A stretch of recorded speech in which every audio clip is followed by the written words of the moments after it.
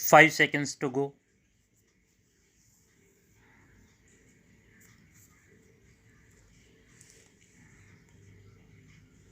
Start. Sir, I have had the opportunity of going through the performance budgets which was presented to the House by different ministries. May I request the Finance Ministry kindly to go through at least one performance budget. If you want, you can go through the entire thing and see whether, in the case of at least one ministry, the performance budget has been really fulfilled or not.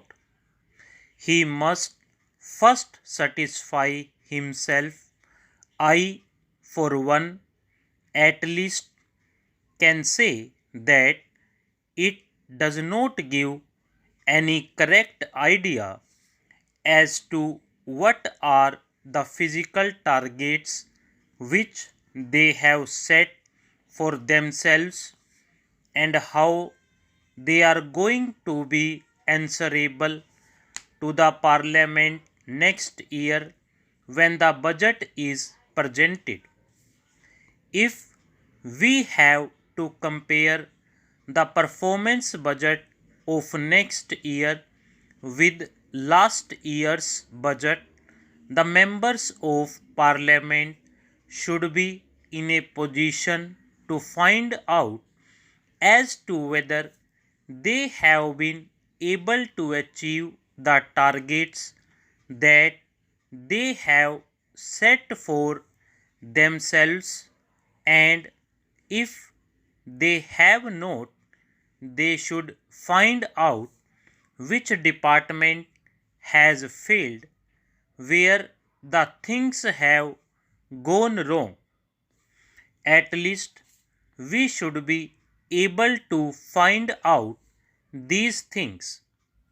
Sir, the third point which we may bring to the notice of Honorable Finance Minister as a matter of abundant precaution about the infrastructure facilities which are very badly required if we really believe in industrial and agricultural growth.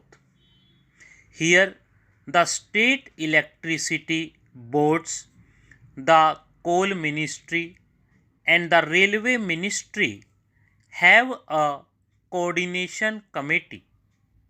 But at the same time, greater attention will have to be paid to see that our production does not suffer because of the infrastructural facilities which are not coming up to the mark.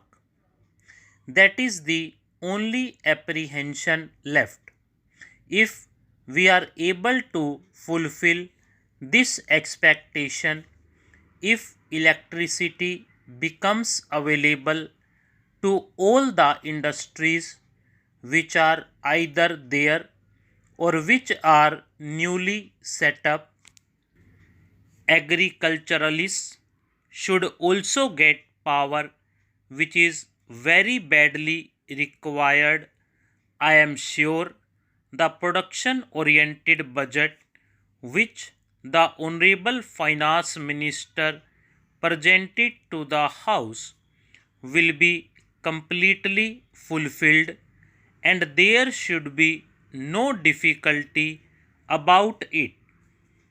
One or two more points which I have to bring to the notice of this House are about the incentives which in fact are very badly required in the agricultural sector.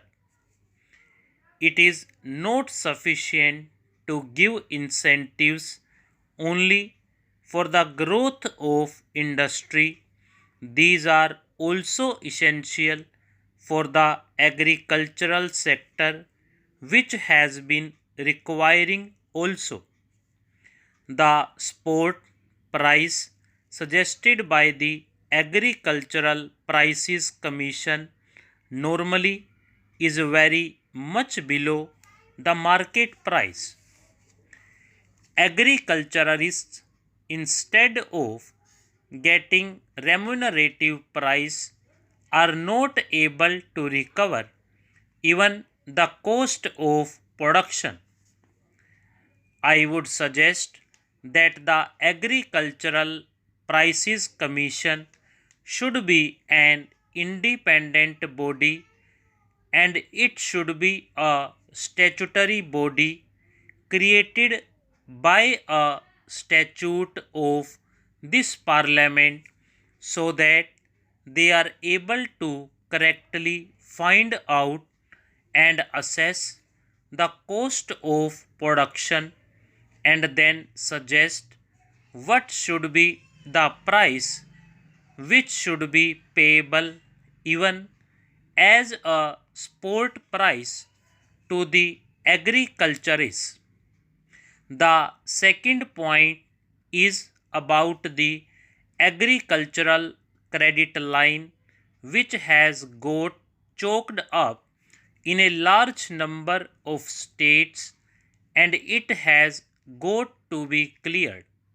Honorable member is not here, but I was amused to find that every now and then, whenever the question of Maharashtra scheme was being raised here, he always used to say that there are some fictitious transactions and fictitious loans were given. I do not know on what basis he has been saying that. Even if there are some fictitious transactions, those could be found out and the persons concerned punished for that. Why should every cultivator be punished for that? They are not able to utilize the Reserve Bank credit limit because a large number of defaulters are there. The Maharashtra government has taken a bold and realistic step in this connection, and they wanted to provide rupees 45 crores for wiping out the loan of these small and marginal farmers. I would request the finance minister to see that at least the Reserve Bank does not come in the way. The Reserve Bank should not create any difficulty if the credit line gets cleared and they are able to utilize the agricultural credit in full, which in fact they very badly require. There is one more point. Some kind of adjustment in the price of urea and other chemical fertilizers which the cultivators are to use is necessary. The price of all petroleum products has gone up, thereby urea has become a prohibitive item for agriculture. Some kind of adjustment effected by which urea should be easily available to the cultivators is one of the points which the finance minister may kindly consider. My next point is about the natural calamities and the scheme of rescheduling of loan. The finance minister is aware of the fact that rescheduling is not a concession to the cultivator at all. He is required to pay one-third installment of the loan which he has taken right at the start when the rescheduled cycle start of the loan. Stop.